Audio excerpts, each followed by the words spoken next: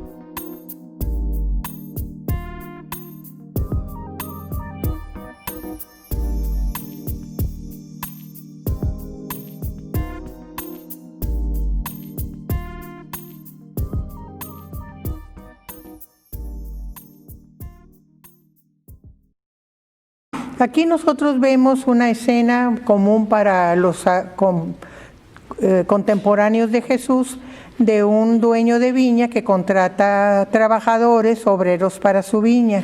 Entonces dice que este hombre salió muy de mañana. Recordemos que el día para el judío empieza a las 6 de la mañana. Entonces salió a las 6 de la mañana y contrató obreros.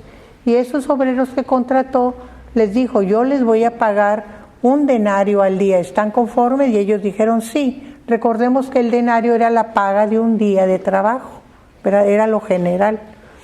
Entonces fueron a trabajar, pero este hombre no se conformó con los obreros que consiguió a las 6 de la mañana, sino que salió más tarde, dice que la hora tercera, la hora sexta, la hora novena, que vamos a decir qué horas son, si a las 6 es la primera, a las 9, a las 12, a las 3 de la tarde, y dice que a la 11:00, si la novena es a las 6 de la tarde, la 11:00 son las 5 de la tarde. O sea, 1 hora antes de que para el judío se acabara el día, ¿verdad? Y entonces cada vez que iba, contrataba y los traía a la villa y les decía, se te va a pagar lo justo. Y los que contrató a la hora 11:00 les llamó la atención, les dijo, ¿por qué están aquí desocupados todo el día? O sea, ¿por qué no han ido a trabajar? Es que aquí hemos estado esperando y nadie nos ha contratado. Fíjense la respuesta. Aquí hemos estado y nadie nos ha contratado. O sea, ellos estaban listos para ir y trabajar, pero no habían tenido oportunidad. Nadie los había ido a decir, vengan a trabajar. Entonces Él los contrata y le dice, vayan a mi viña y se les dará lo que sea justo. O sea, tenía trabajadores con distintos tiempos de trabajo, ¿verdad? Es lo que vemos aquí. Vamos a seguir la lectura.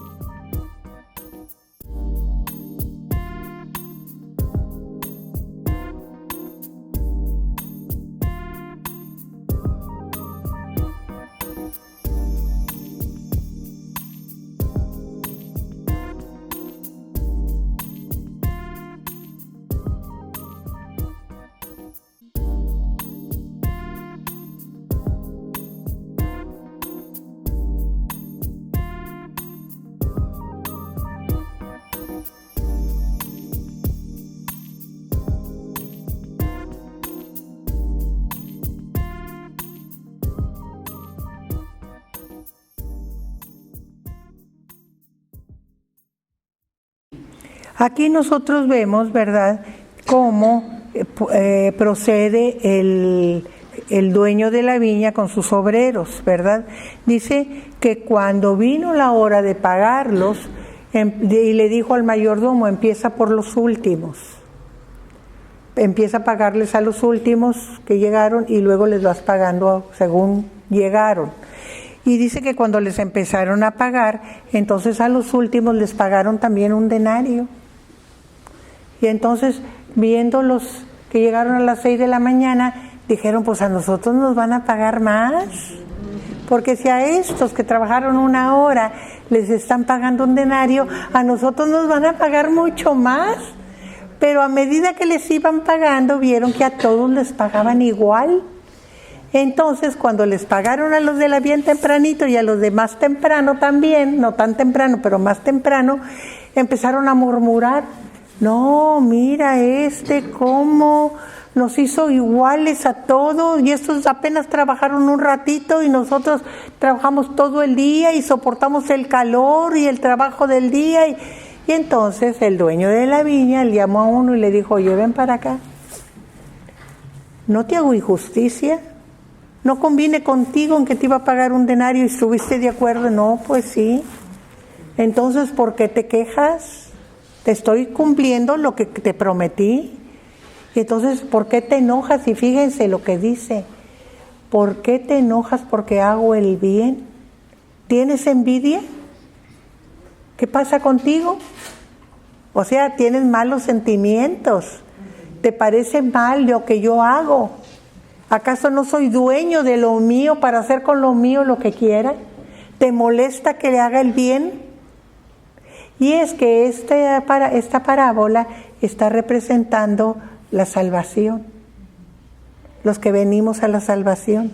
Unos venimos muy temprano, de niños o de jóvenes, y otros a mediana edad y otros ya viejos.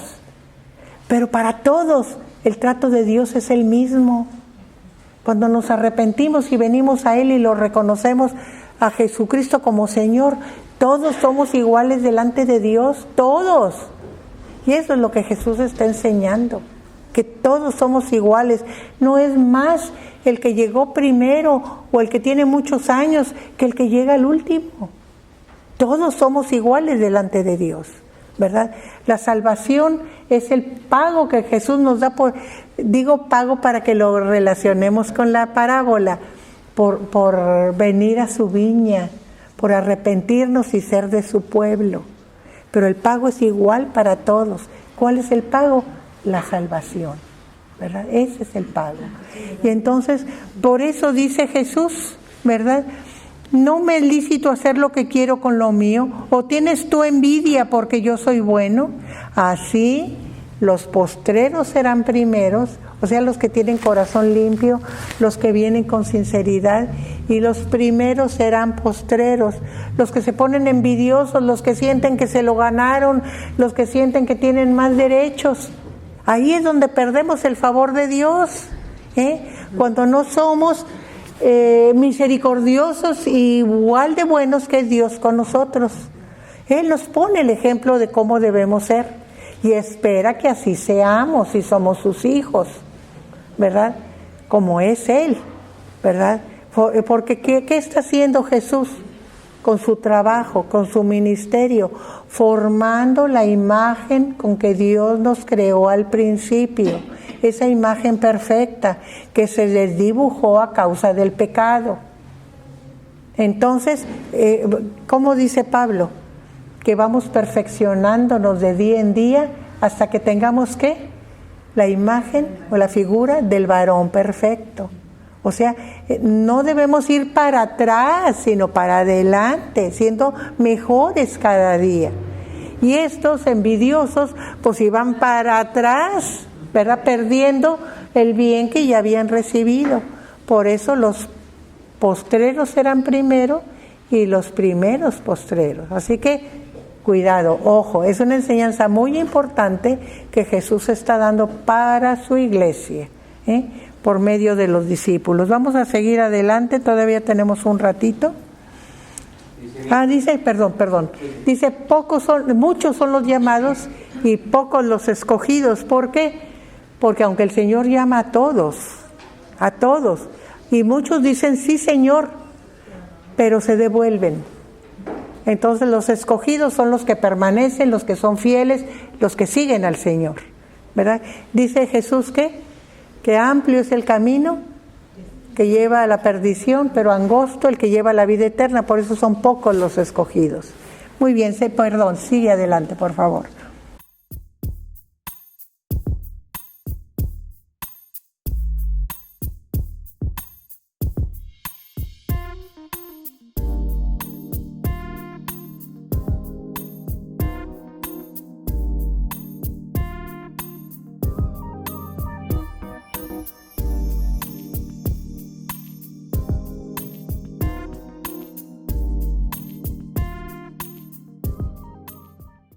Aquí Jesús está anunciando su muerte y ya está por entrar a Jerusalén, entonces les vuelve a avisar de que va a ser sacrificado, que va a ser humillado, que va a ser insultado, que va a ser herido, sacrificado y muerto, ¿verdad?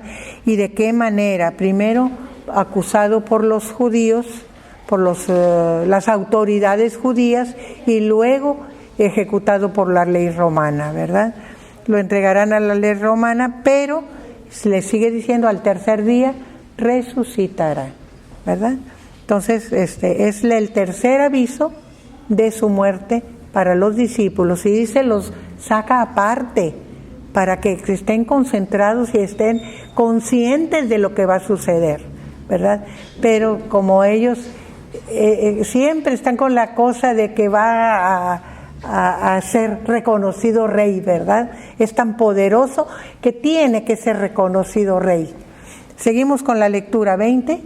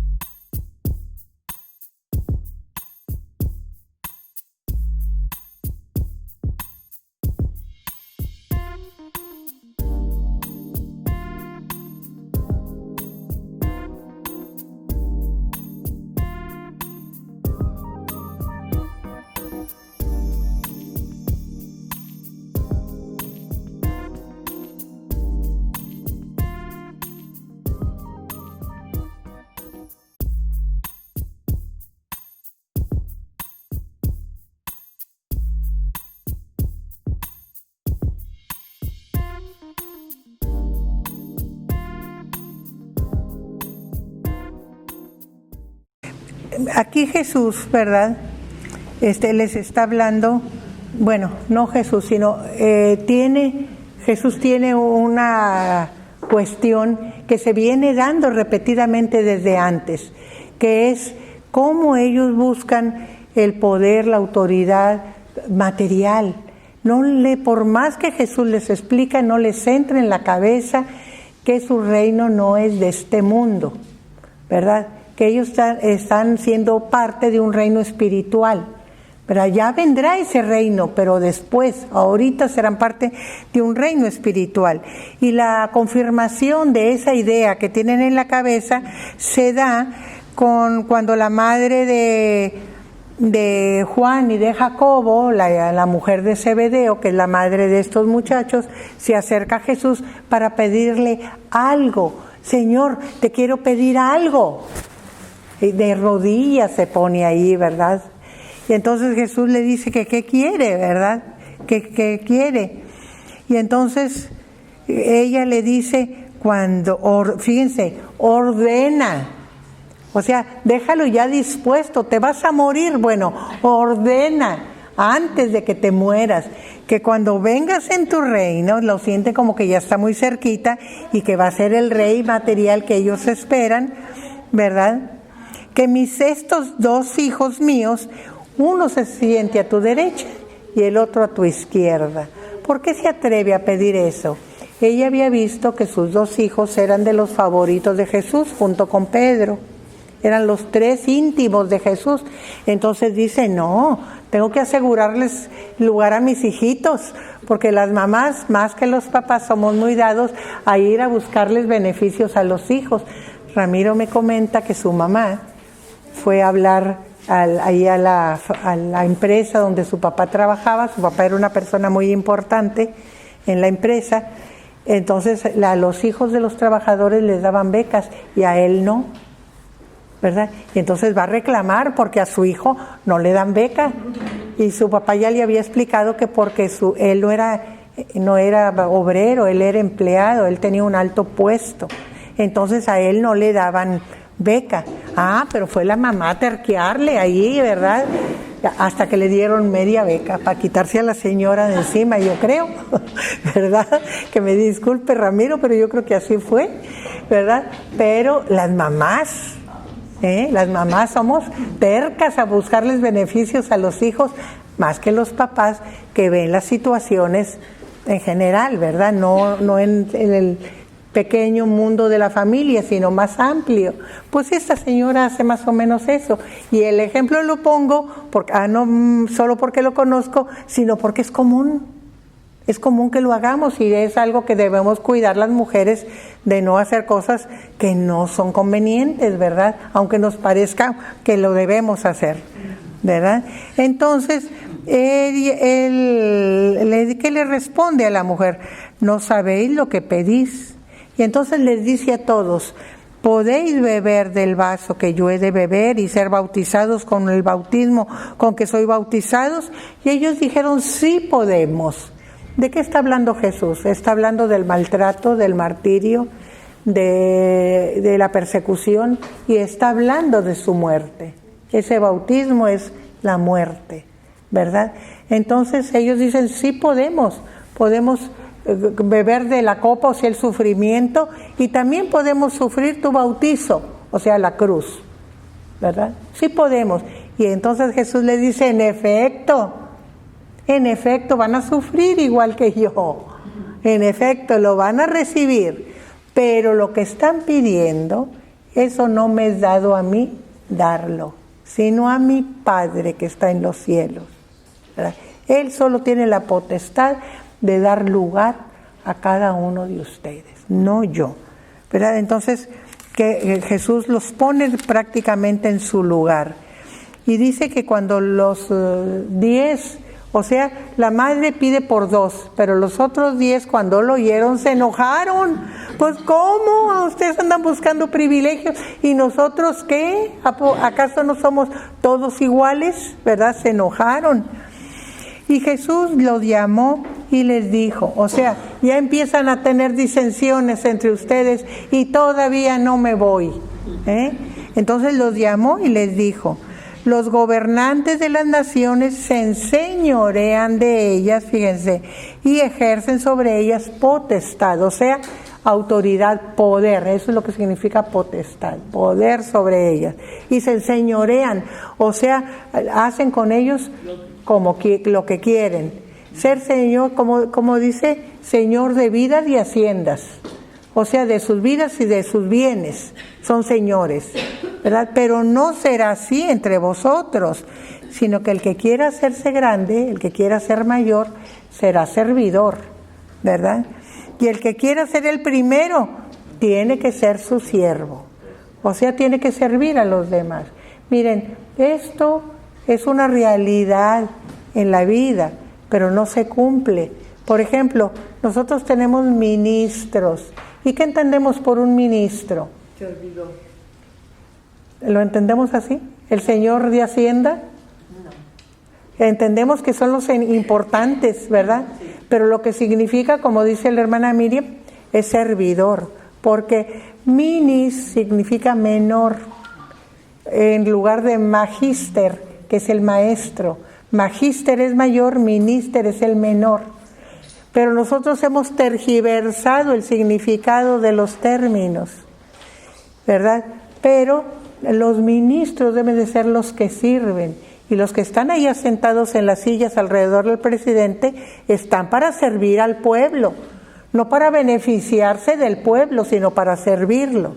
Por eso les digo que está estipulado, desgraciadamente no se cumple, ¿verdad? Pero esa es la labor. El que sea el menor, el que quiera ser mayor tendrá que servir, que ser el menor, o sea, servir. Es lo que está enseñándoles Jesús, ¿verdad? Y porque yo les estoy poniendo ejemplo, así como yo he venido, no para ser servido, sino para servir, así vosotros, ¿verdad? ¿Por qué? Porque yo he venido para servir y para poner mi vida en rescate por muchos. O sea, no nada más servir materialmente, sino con mi vida, dando mi vida por ustedes, que también es un servicio, ¿verdad? Vamos a leer la última parte.